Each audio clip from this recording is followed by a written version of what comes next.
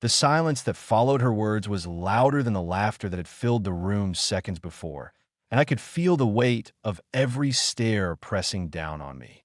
My hand, still holding the ring, trembled slightly, though I tried to force a smile to mask the storm inside. Like a brother? I repeated quietly, the words stinging like glass against my skin. Some guests coughed awkwardly, a few tried to laugh it off, but most stood frozen, unsure whether to cheer, clap, or look away. My girlfriend, no, the woman I thought would be my future, looked at me with pity, as if I had made some innocent mistake instead of offering her my heart. The cake candles flickered between us, casting dancing shadows that felt almost cruel in their mockery of the moment.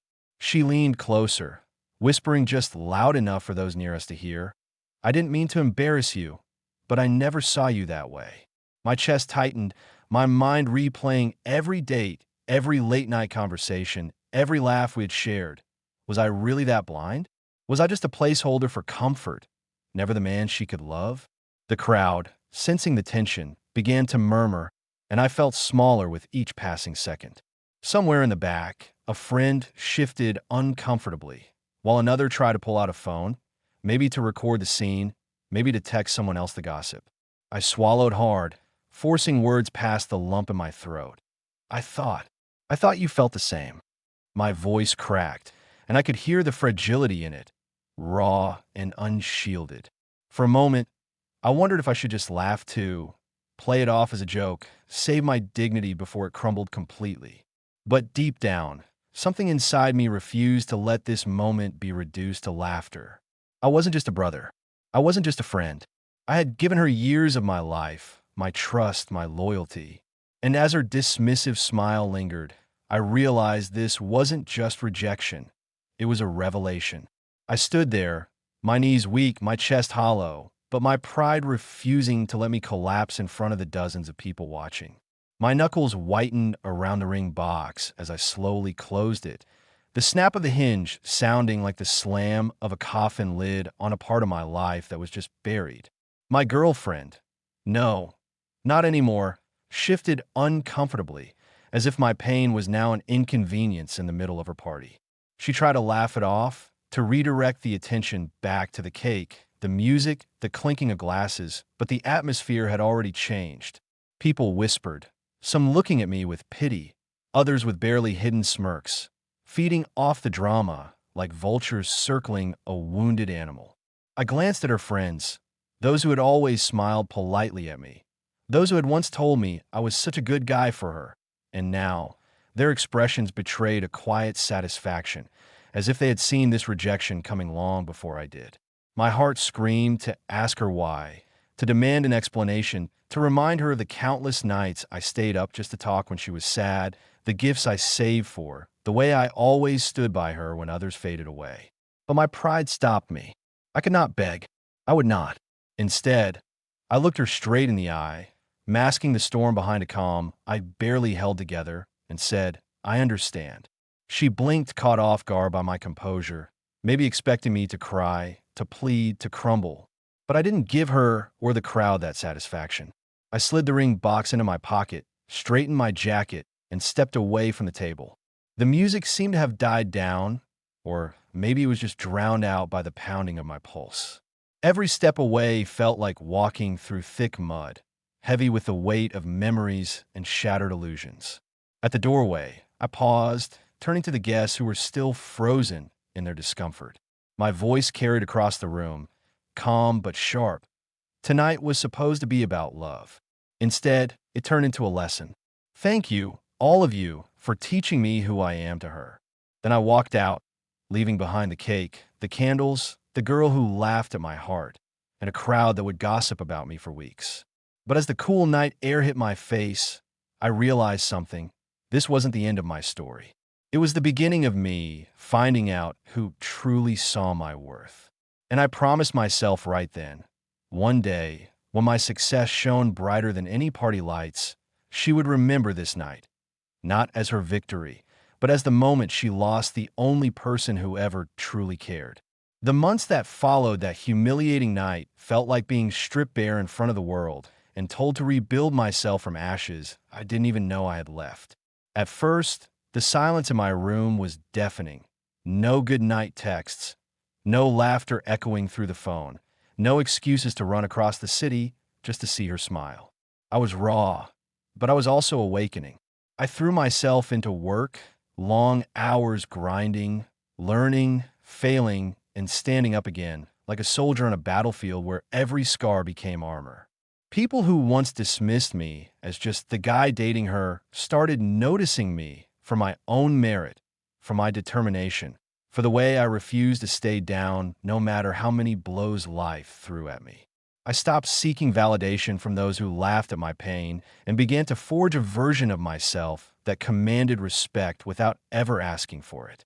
Nights were long, but so were my dreams. I built connections, seized opportunities, and step by step, turned rejection into the fuel of my ambition.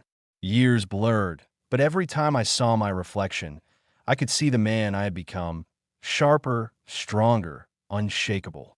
And then one evening at a corporate gala I had been invited to as a guest speaker, I spotted her across the grand ballroom.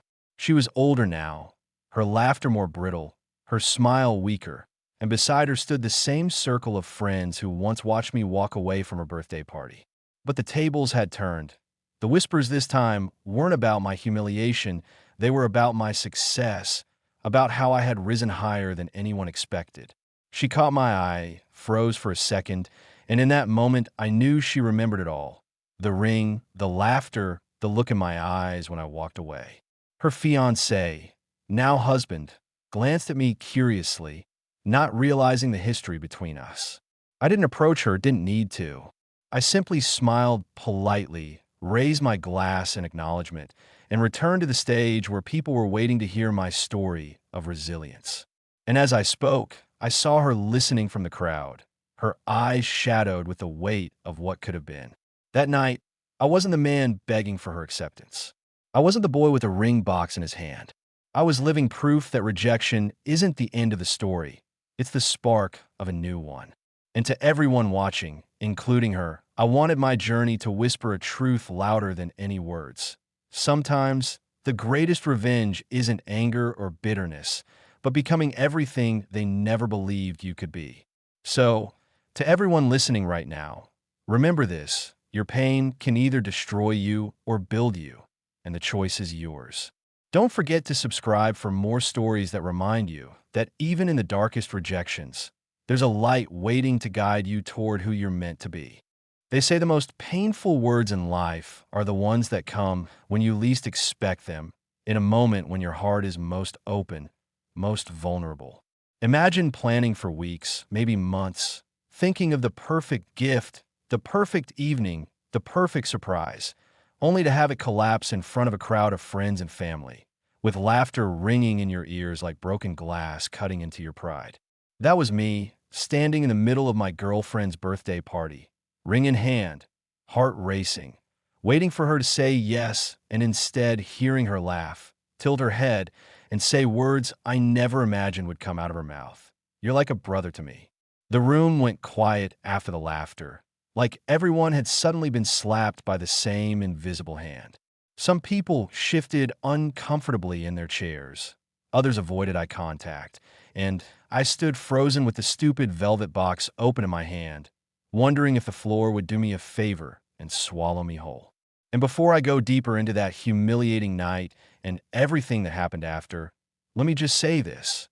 If you've ever had your heart broken in public, if you've ever felt the sting of being made into a joke when you were offering love, then you're going to feel every word of this story. And before we go on, I want you to take a second to hit that subscribe button, because what I'm about to share isn't just my story.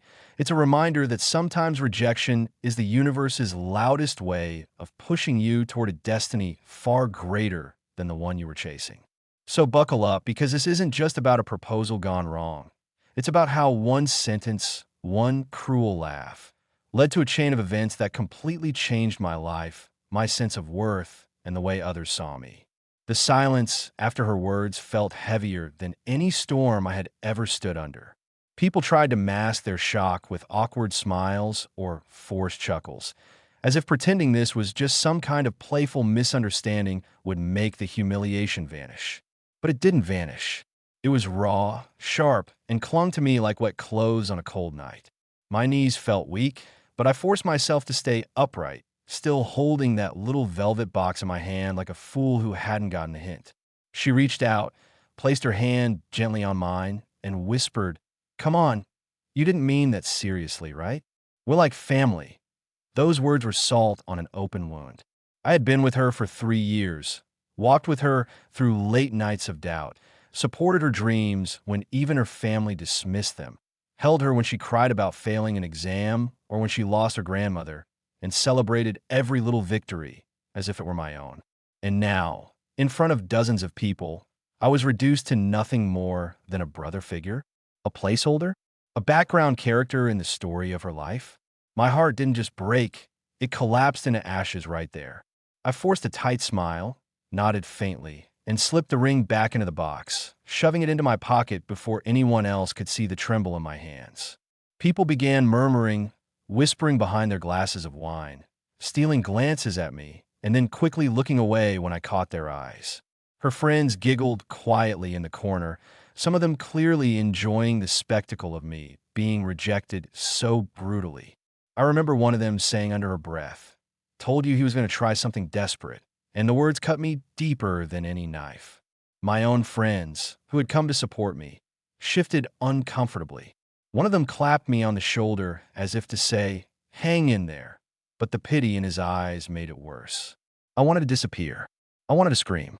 I wanted to run. But I stayed because leaving would have made it even more obvious that I was broken. I stayed, pretending everything was fine, pretending her rejection didn't crush me.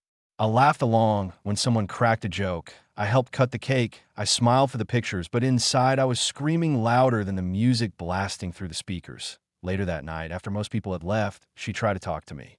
She said she didn't mean to embarrass me, that she thought I was joking, that she valued me so much as a friend, a confidant, a safe place. Safe place. The word sounded like a curse. She had locked me in the box of brotherhood, sealed it shut, and thrown away the key, never once realizing that I had loved her with everything inside me. I didn't argue, didn't beg, didn't even explain. I just nodded, muttered something about being tired, and left her apartment.